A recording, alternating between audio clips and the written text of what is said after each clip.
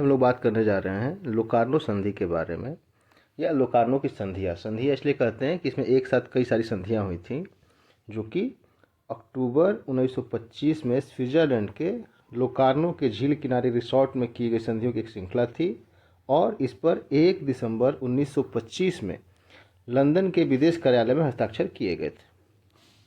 यद्यपि वर्साय की संधि 1919 या मोलोटोव रिबेनट्रॉप संधि 1939 जितनी प्रसिद्ध नहीं है, लोकार्नो संधि युद्ध के वर्षों में आशा और वादे का एक क्षण था, जिसे लोकार्नो की आत्मा कहा जाता था। इस संधि के कारण जर्मनी को वर्साय संधि की जो शर्तें हैं और फ्रांस और जर्मनी के बीच में स्थापित सीमाओं को स्वीकार करना पड़ा।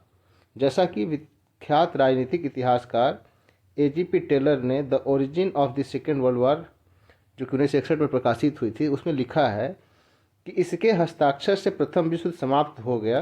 11 साल बाद इसका खंडन दूसरे की प्रस्तावना को चिन्हित करता है। वर्साय की संधि पर हस्ताक्षर करने के बाद ब्रिटेन, फ्रांस और कमजोर विनम्र जर्मनी के बीच संबंधों को फिर से स्थापित करने के लिए संघर्ष का समय था। स्थिति को विशेष रूप से चुनौतीपूर्ण बनाने वाला तथ्य यह था कि फ्रांसीसी सैनिकों ने राइन घाटी में जर्मन शहर पर कब्जा कर लिया, क्योंकि जर्मनी ने वर्साय द्वारा लगाए गए युद्ध क्षतिपूर्ति का भुगतान करने का प्रयास किया था।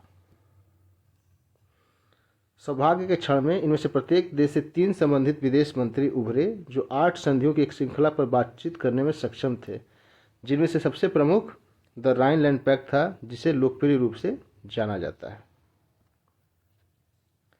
ब्रिटेन में लंबे समय तक राजनेता जोसेफ चैम्बरलेन के बेटे नोवेल चैम्बरलेन, जो बाद में प्रधानमंत्री बने, उनके सौतेले भाई ऑस्टिन चैम्बरलेन ने विदेश सचिव नियुक्त किया गया था। इस बीच बर्लिन के बोतलबंद बियर उद्योग के उदय पर पीएचडी धारक गुस्ताव स्ट्रेट्समैन वेइमर गणराज्य के विदेश मंत्री बने।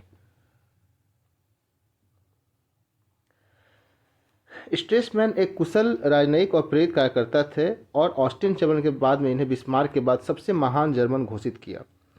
फ्रांस का प्रतिनिधित्व एक पूर्व पत्रकार अरिस्टार्ड ब्रायन ने किया था, जिन्होंने 1902 में राजनीति में प्रवेश किया था।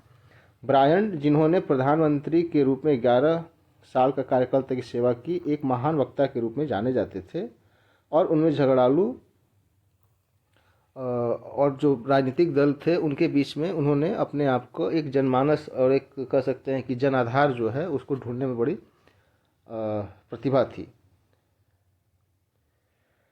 स्ट्रेटमैन ने चतुराई से राइनलैंड पर फ्रांसीसी कब्जे को समाप्त करने, क्षतिपूर्ति भुगतान से कुछ राहत पाने और जर्मनी को राष्ट्र संघ में शामिल करने के लिए अभियान चलाया। ब्रायन और चैम्बरलेन के समक्ष उनके प्रस्तावों ने प्रस्तावित किया कि एक नई संधि पर बातचीत की जाए, जिसमें जर्मनी, फ्रांस और बेल्जियम के साथ अपनी सीमाओं को स्वीकार करेगा और फ्रांस के साथ मतभेदों को सुलझाने में युद्ध का सहारा नहीं लेने की प्रतिज्ञा करेगा। ब्रिटेन प्रस्तावित संधि के गारंटर के रूप में कार्य करेगा।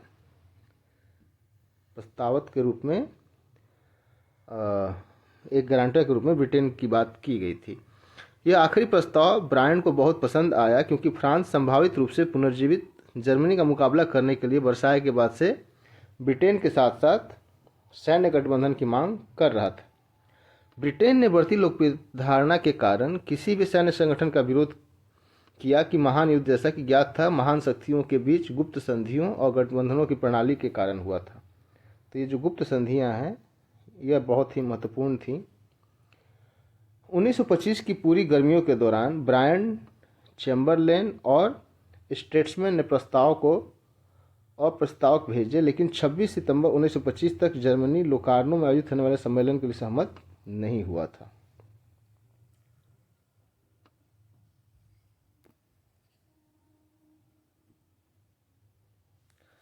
लोकार्नो सम्मेलन में 7 देशों ने अपने अपने प्रतिनिधिमंडल भेजे थे, जिसमें Belgium, Britain, Czechoslovakia, France, Germany, Italy और पोलैंड थे। ब्रिटेन, फ्रांस और जर्मनी के अलावा इटली ही एकमात्र महान शक्ति थी। मुसोलिनी 1922 में इस ड्यूस के रूप में सत्ता में आए थे। तानाशाह और गैंगस्टर के मिश्रण के रूप में वह एक गंभीर राजनेता दिखने के लिए लगातार कोशिश कर रहे थे, और इटली के विदेश मंत्री के साथ साथ राज्य के जो प्रमुख हैं वह भी इस तरीके से अपने कार्यकाल को दिखा सके थे। हालांकि सम्मेलन 8 अक्टूबर 1925 को शुरू हुआ। मुसोलिनी सम्मेलन समाप्त होने से 2 दिन पहले 14 तारीख तक उपस्थित नहीं हुए। शायद उतना ही अच्छा है जितना ब्रायन चैम्बरलेन और स्टेटमेंट के बीच का माहौल सुखद और कॉलेजियम था। मुसोलिनी के मूड में तब सुधार नहीं हुआ, तब लोकार्नो में मौजूद पत्रकारों ने मुसोलिनी द्वारा अपने लिए आयोजित स्वागत समारोह का बहिष्कार कर दिया। जैसा कि ब्रिटिश विदेश कार्यालय के इतिहास में उल्लेख किया गया है कि प्रथम विश्व युद्ध की समाप्ति के बाद पहली बार किसी अंतर्राष्ट्रीय सभा में जर्मनी के साथ पूर्व युद्धकालीन सहयोगियों द्वारा समान व्यवहार किया गया।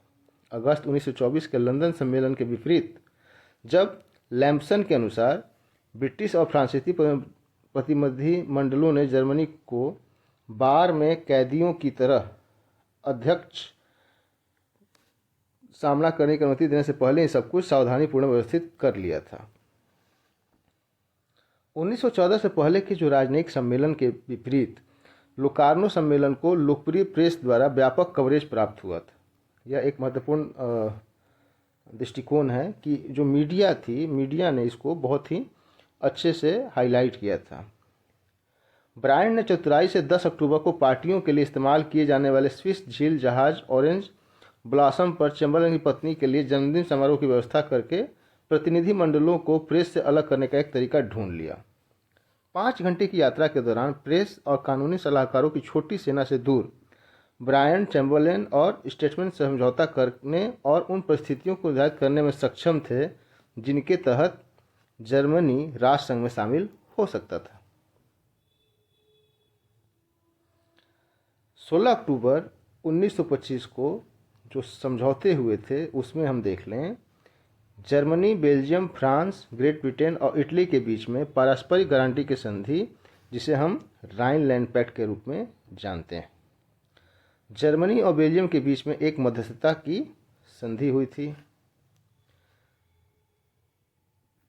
जर्मनी और फ्रांस के बीच में एक मध्यस्थता, जर्मनी और पोलैंड के बीच में, जर्मनी और चेकोस्लोवाकिया के बीच में एक मध्यस्थता संधि हुई थी।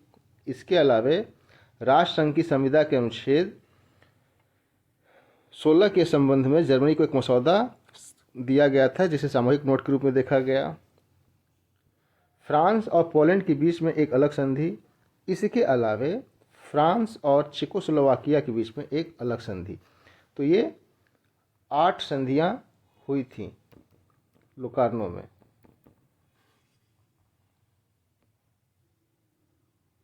पिछली 2 संधियों में फ्रांस ने पोलैंड और चेकोस्लोवाकिया के साथ जर्मनी के साथ संघर्ष की स्थिति में पारस्परिक सहायता का वादा किया था। इन संधियों ने फ्रांस द्वारा 1921 में पोलैंड और 1924 में चेकोस्लोवाकिया के साथ संपन्न मौजूदा संधि की पुष्टि की थी। तो जो पुरानी संधियां थी उनकी पुष्टि भी इसमें की गई थी। 1 दिसंबर 1925 को लंदन के विदेश कार्यालय में एक समारोह में इन संधियों पर औपचारिक रूप से हस्ताक्षर किए गए थे। तो ये है लोकार्नो समझौता और आज हम लोग इसको यहीं रखेंगे। कल फिर किसी